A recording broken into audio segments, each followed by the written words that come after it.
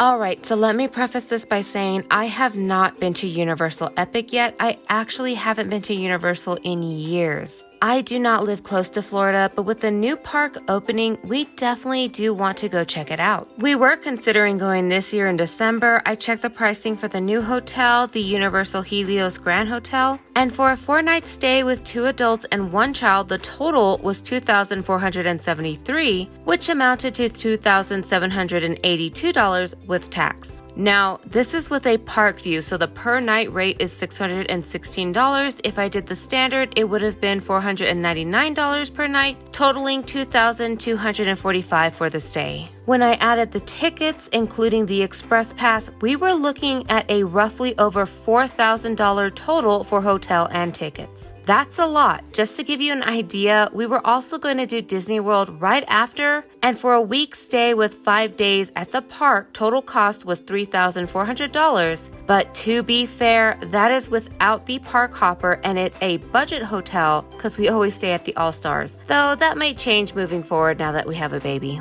So I give you all of this pricing information to 1, inform you of the cost, but 2, also to show you that this is a pricey trip and we haven't even yet accounted for air travel. With all this considered, I also had to think about what we could reasonably expect to do at the park when our son is barely going to be walking by that point. What's more, we do want to have one more child. Could I be pregnant by that point? Maybe. So what would be available to me? Now, I will say that Universal is not as friendly as Disney when it comes to getting this information. We are not talking about Disney, but just as a note, they do have a filter on their app that shows rides with advisories for expectant mothers. Universal does have a filter for their map as well, but you're not going to find anything for expectant mothers here. You can filter by the park that you want to look at, and you do have an accessibility filter giving you different options as well. There is also a kid-friendly filter. This is showing you what children can do without parental supervision. These are basically going to be your play areas, which I will touch on soon. Then there is of course the attraction type, so you can filter out the rides that you may not want, such as 3D for example. To get the information that I was looking for, I did have to go through the website, and they do have a page for rider safety and accessibility. This is where you're going to have the information for ride warning signs, which is health and safety information, the loose article policy detailing information regarding things like phones, cameras, keys, and so on being brought on the rides, larger framed guests showing rides where it is recommended to try the test seats at the entrance of the ride, and finally,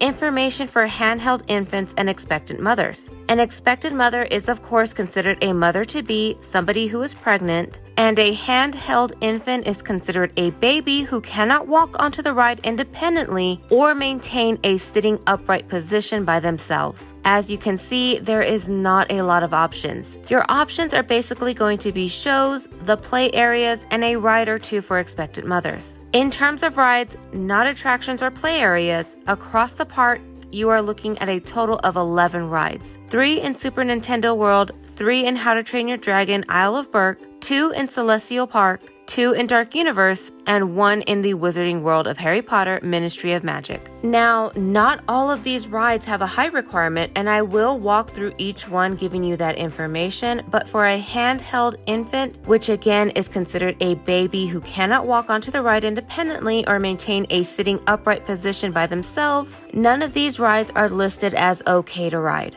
For expectant mothers, 2 rides are listed as safe to ride: Constellation Carousel and Fire Drill. I'll go ahead and run through the lands, rides, and attractions now, covering what is in the lands, what the height requirements are, and what you can reasonably expect to do with a child under those. I'm not really going to go into detail with the rides. There are plenty of videos out there talking about them, so certainly check those out if you want to know specific things about the rides. I'm just giving a basic overview of them in regards to children. Celestial Park. Celestial Park is the first of the 5 worlds and is called the Cosmic Heart of Universal Epic Universe. This is going to be where you enter, whether it's from the front gate or the hotel, Universal Helios Grand Hotel. It is here that you will enter the other portals to the other worlds. In this area, there are going to be 2 full table service restaurants, one at the front near Super Nintendo World called Atlantic, and one towards the back near Helios Grand Hotel called the Blue Dragon Pan Asian Mexican restaurant. It's a bit interesting, but according to the map, it looks like the layout is done so that all the shops are towards the front or the first half, and all the quick service dining is towards the back or the second half. For rides, there are two: Stardust Racers and Constellation Carousel. Stardust Racers is the roller coaster with a minimum height requirement of 48 inches or 122 centimeters. It does have the option for child swap available as well as a single rider line. Constellation Carousel does not have a height requirement. However, its advisory does say that an individual should be able to independently maintain an upright position and support your torso, neck, and head, so this will not be for babies. This also does have a child swap option available as well, but no single rider line. The last area in Celestial Park is Astronomica, an all-age play area attraction. This is right next to Constellation Carousel and is an interactive water play area. Essentially, this is a dancing fountain area where the water shoots up from the ground. It is listed as a ride on the app, but it is a play area. Super Nintendo World. If you're walking through the front gate of Celestial Park and you go left, the first portal you'll come to takes you to Super Nintendo World. This is going to be the big interactive world with lots of games throughout the land. These games will be for any age, any height, but you will need to have a power band to do them. There are 3 souvenir shops, 2 in the front half, 1 in the back, and 4 quick service options.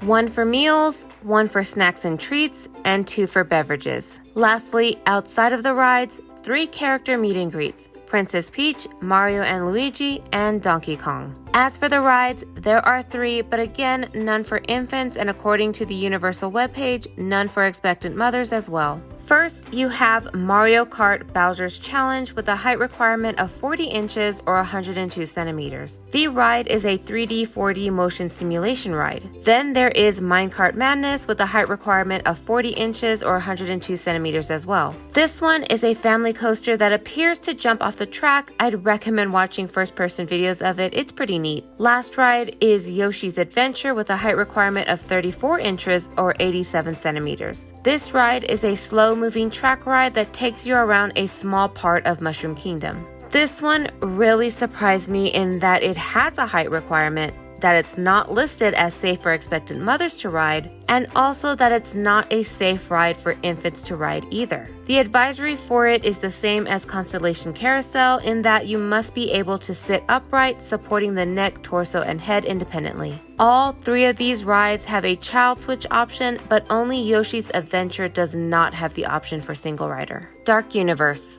Walking past Super Nintendo World, the next world will be Dark Universe, a small village called Darkmoor with classic monsters and experiments of Victoria Frankenstein. This one looks super cool to me, but it does appear to not have much for smaller children. There are 3 souvenir shops pretty evenly spaced throughout the land and 3 quick service options, 1 towards the front and the other 2 towards the back. There is also a character meet and greet area close to the front where you can meet characters such as Frankenstein's monster and his bride, Igor, the Invisible Man, and more. Something really fun here is towards the front is the Darkmoor Monster Makeup Experience, where you can pay separately to be transformed into a monster. There will be 2 options for this: the face makeup only option for $45 per person, and the face makeup and accessory option for $169 per person ages 10 and up, or $109 per child ages 5 through 9. Both options run for approximately 20 minutes and are for those ages 5 years or older. You can reserve your appointment through the extras and events when purchasing your tickets.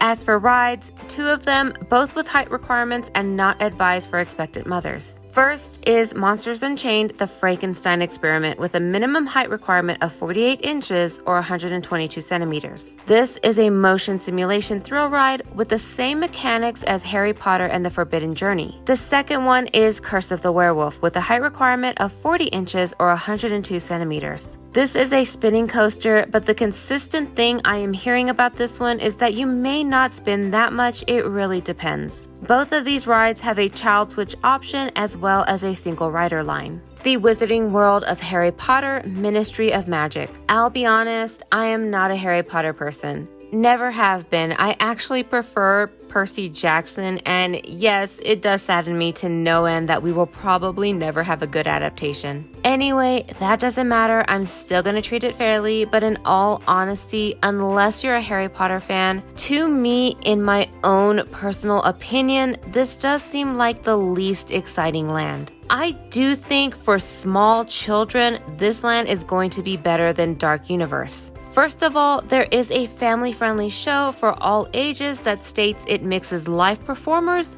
puppetry, and special effects. Then, of course, you have the various areas throughout the land that will be interactive wand experiences. Also in this land, you will have 4 souvenir shops and 4 quick service options. One is going to be the butterbeer cart, one is a bar, and the last 2 are food and drink. Only one ride here, Harry Potter and the Battle at the Ministry, with a height requirement of 40 inches or 102 centimeters, and it is not advised for expectant mothers. This is going to be a motion simulation thrill ride taking you through the trial of Dolores Umbridge. The comparison for this one I keep hearing is that you're in a vehicle like Web Slingers, except it is themed as an elevator and it is a bit more jerky. This ride does also offer a child swap option as well as a single rider line. Just as a final note, from what I can see, it does not state any character interactions, but from videos I've seen, there are some student characters wandering around and a live band performance. How to Train Your Dragon Isle of Berk. This is going to be the last world of the park, opposite of Super Nintendo World, so when you go through the entrance, you'll go right instead of going left. I'll be honest, this is the one I'm most excited to see. I love How to Train Your Dragon. For young children, I do think this world will most likely be the best. Super Nintendo World may be equally so. Here, there are 4 souvenir shops and 3 quick service options,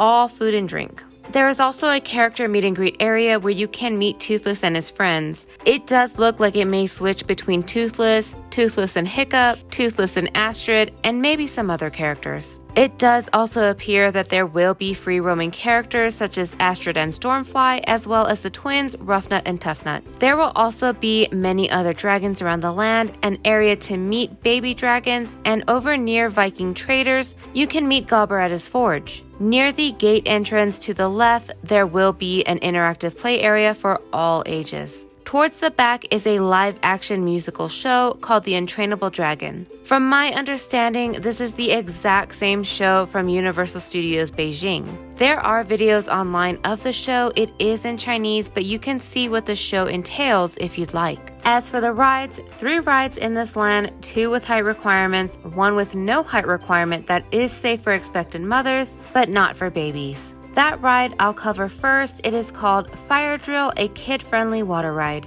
This ride has the same advisories as Constellation Carousel and Yoshi's Adventure in that you must be able to sit upright, supporting the neck, torso, and head independently. In Fire Drill, this appears to be a shooting gallery ride with water. Apparently, you will get very wet on this ride. Then there's Dragon Racers Rally, a spinning thrill ride with a height requirement of 48 inches or 122 centimeters. Last is Hiccup's Wing Gliders, a roller coaster with a minimum height requirement of 40 inches or 102 centimeters. So far, I hear this one is sort of like Hagrid's Magical Creature Motorbike Adventure. Watching a first-person view of this ride is amazing. The ride combined with the music honestly made me emotional. Anyway, all 3 of these rides have a child swap option available, but only Fire Drill does not have the option for single rider. So that is each world in Universal Epic Universe and everything in them. Now, is it worth going to pregnant or with a handheld infant? That's really going to be up to you. It is a lot of money to spend to not be able to do a lot of things, but you do have options such as the child swap or single rider line.